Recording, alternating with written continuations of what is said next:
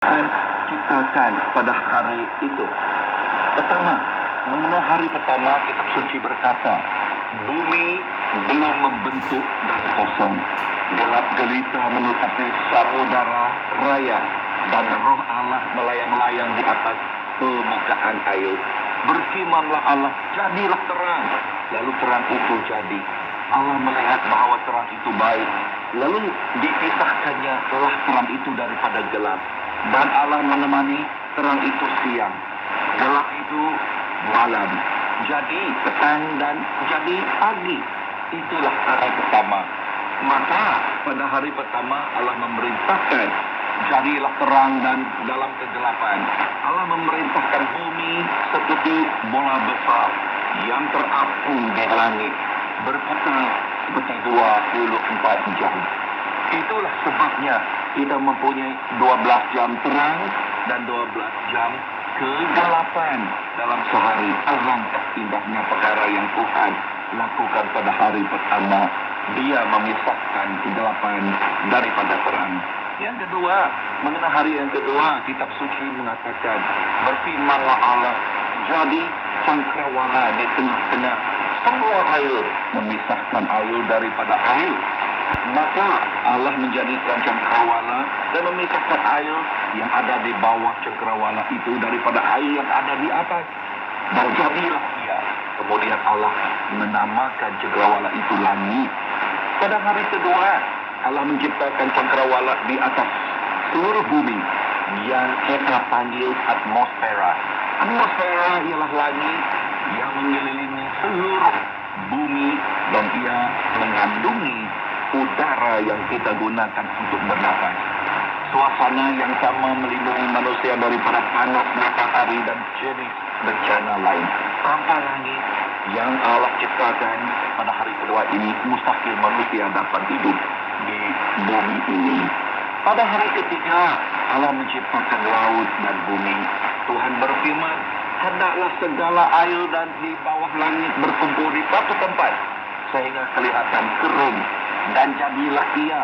Kemudian Tuhan menamakan, karena itu darat, dan air itu dinamakan laut.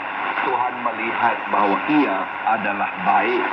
Allah berfirman, hendaklah bumi menumbuhkan sayur-sayuran, tumbuh-tumbuhan yang berbiji, segala jenis pohon, buah-buahan yang menghasilkan buah yang berbiji sehingga tumbuh-tumbuhan di bumi. Dan jadilah demikian. Allah melihat semuanya baik-baik saja. Maka pada hari ketiga Allah menciptakan lautan dan sungai serta beribu-ribu jenis pokok dan tumbuhan masing-masing dengan buah dan bijinya. Tuhan berfirman tentang segala sesuatu yang diciptakannya itu baik. Segala sesuatu yang Tuhan lakukan dan jadikan adalah baik dan sempurna. Mungkin ada yang bertanya, jika Tuhan benar-benar baik, mengapa ada kejahatan dan penderitaan di mana-mana di bumi ini? Mengapa sawah saya tidak tumbuh subur? Mengapa anak saya sakit teruk, meninggal dunia? Itu semua soalan penting. Dan dalam pelajaran akan datang, kita akan mendapat jawaban yang tersedia dalam kitab suci itu sendiri. Tetapi, buat masa ini, kita perlu menekankan kepada diri kita kebenaran penting ini. Tuhan itu baik, dan semua yang Dia ciptakan juga baik. Sekarang, marilah kita renungkan kebaikan Tuhan. Kita baru mendengar bagaimana Tuhan menciptakan pokok pada hari ketiga. Tahukah Anda mengapa Allah menciptakan pokok dengan buahnya? Adakah kerana Allah melakukannya?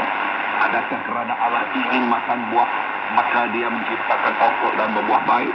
Kitab suci menunjukkan kepada kita bahwa Tuhan menciptanya segala sesuatu untuk kebaikan manusia.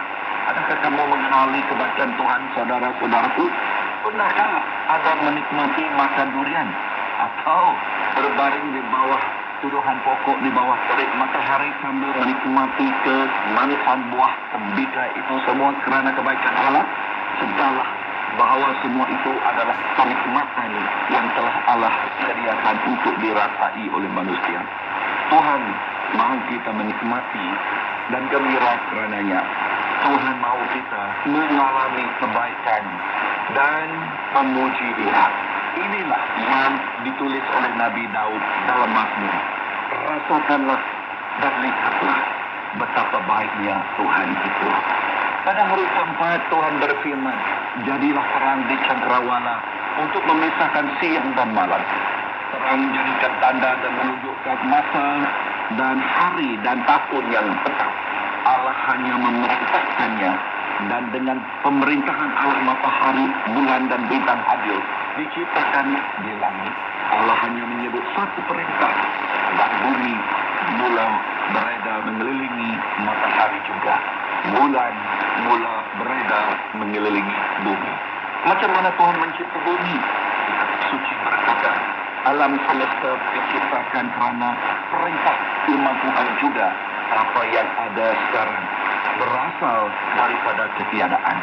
Tuhan menggunakan firman-Nya untuk menciptakan segala sesuatu. Saudara, kamu tidak boleh memisahkan Tuhan daripada firman-Nya, kerana kedua adalah satu.